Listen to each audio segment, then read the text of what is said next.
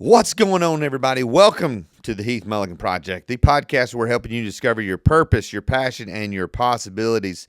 This is the third in a series of podcasts that we're doing, going through the 7 habits mentioned in Mark Batterson's fantastic book, Win the Day. Again, I thank everybody for support.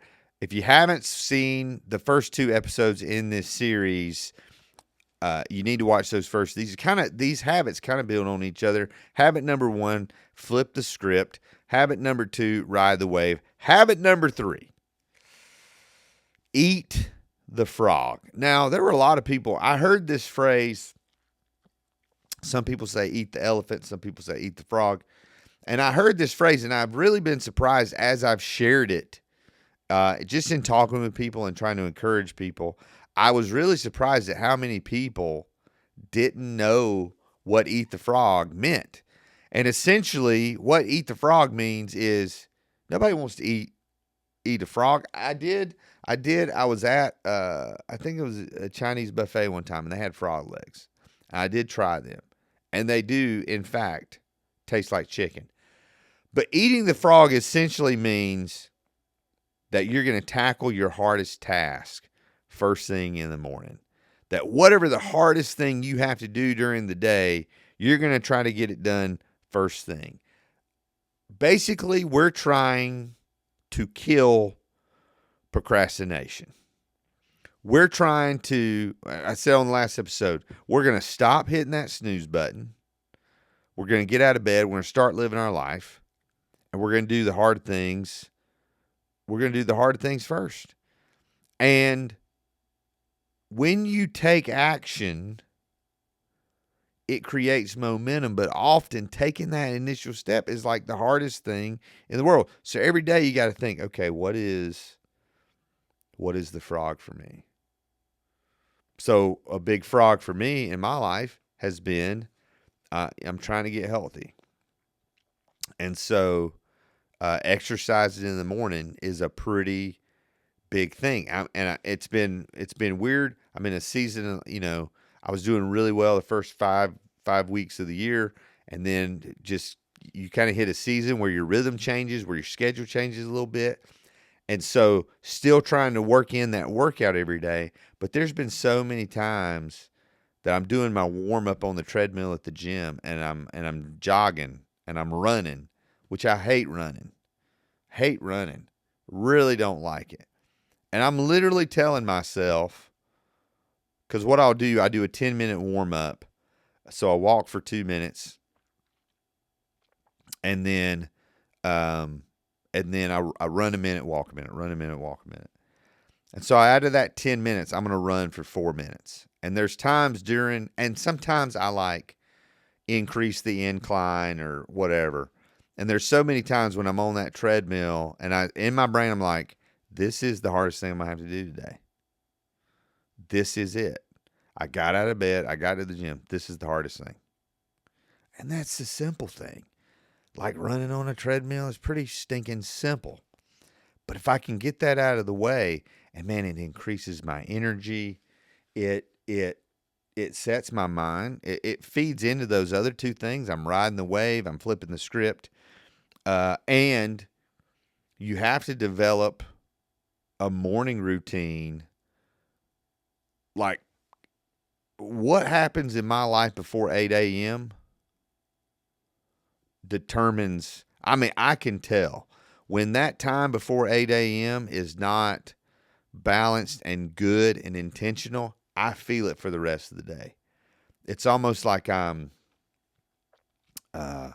fighting against the ocean for the rest of the day. Now, thankfully, I've learned, if I know, okay, today's going to be a little bit different, so I got to figure out how to keep my momentum going. I got to figure out how to build momentum in a different way than normal, and that helps you. Man, goes back to number 2, builds resilience.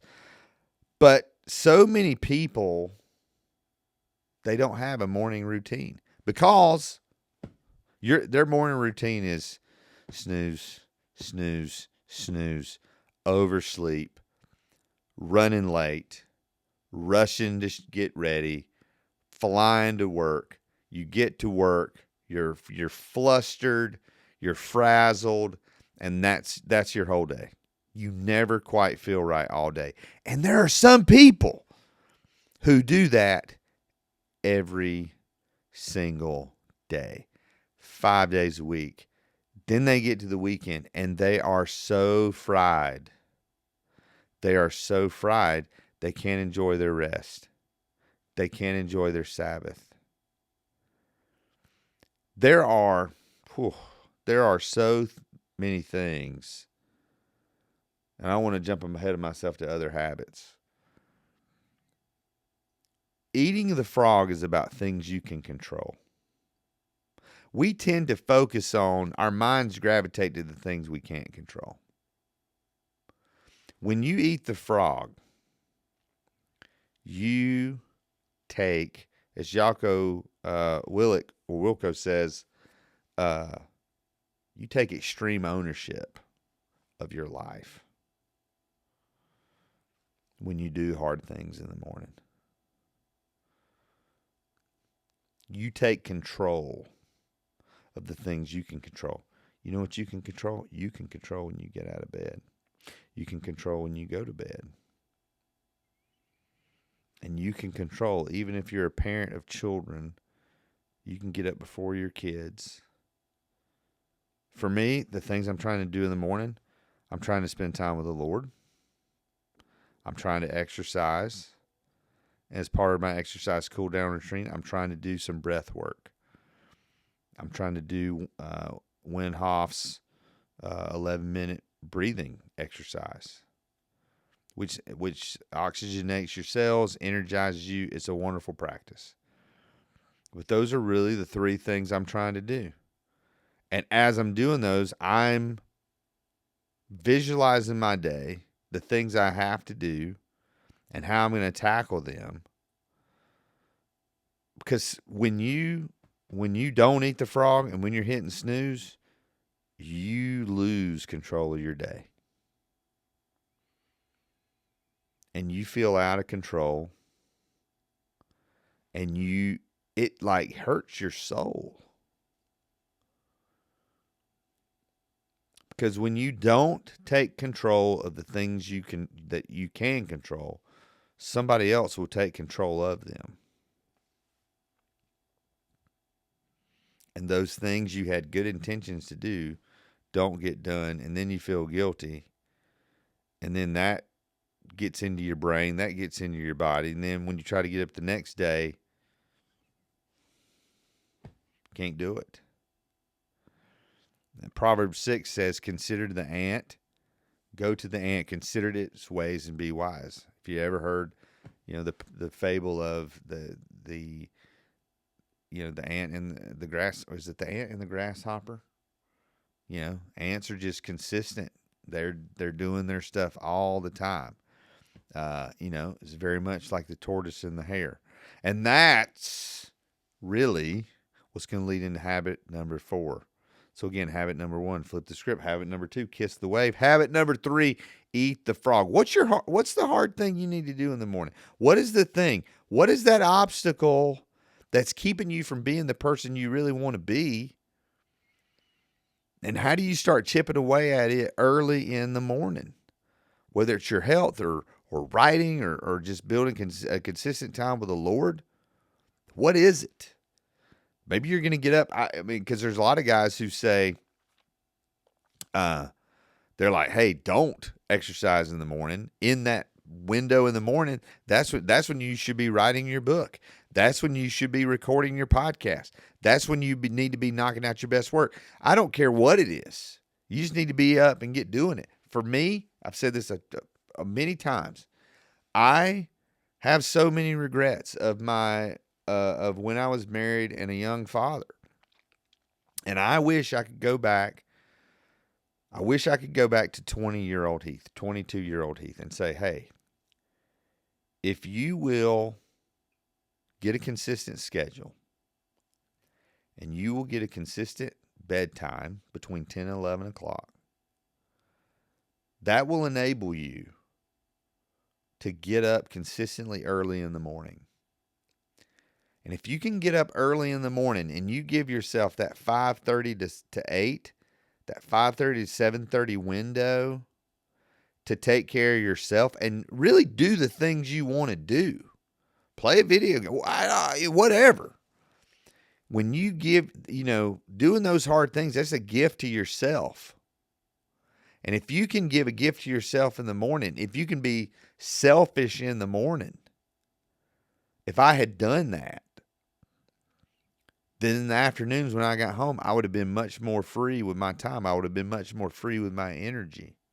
I would have been much more free with my love. Instead of getting home and saying, I need some me time. If I do it in the morning, I've already had my me time. So now it can be your time. I can give of myself because I feel great about my day. Man, I knocked out a workout. I got some hard things done. I set the tone for my day. And when I get home, I'm not frazzled. Now, I might get thrown curveball, but I'm going to ride the wave. So when I get home, I'm not frazzled. You're not getting my leftovers. You're going to get my full undivided attention because I took care of business when I was supposed to. Not preaching, but you might need to hear that. So what frog do you need to eat? And why ain't you eating it? You might say, man, it doesn't taste good. But the end result's pretty stinking good. Again, thanks for supporting the podcast. If you're on YouTube, subscribe, like it, hit the bell for notifications. If you're watching on Facebook, again, hit the like button, share it. We'd appreciate it. Go to the page. Share the page. You can like the page, follow the page, all that good stuff. Spotify and Apple Podcasts, please, please, please give us a 5-star rating and review. However they do that, just say, hey, this podcast rocks. We really love it. But this podcast, unlike others, we're trying to help you discover your purpose, your passion, and your possibilities. And there's no better way to do that than to eat the frog every single day. I'm Heath Mullikin, and we'll see you soon.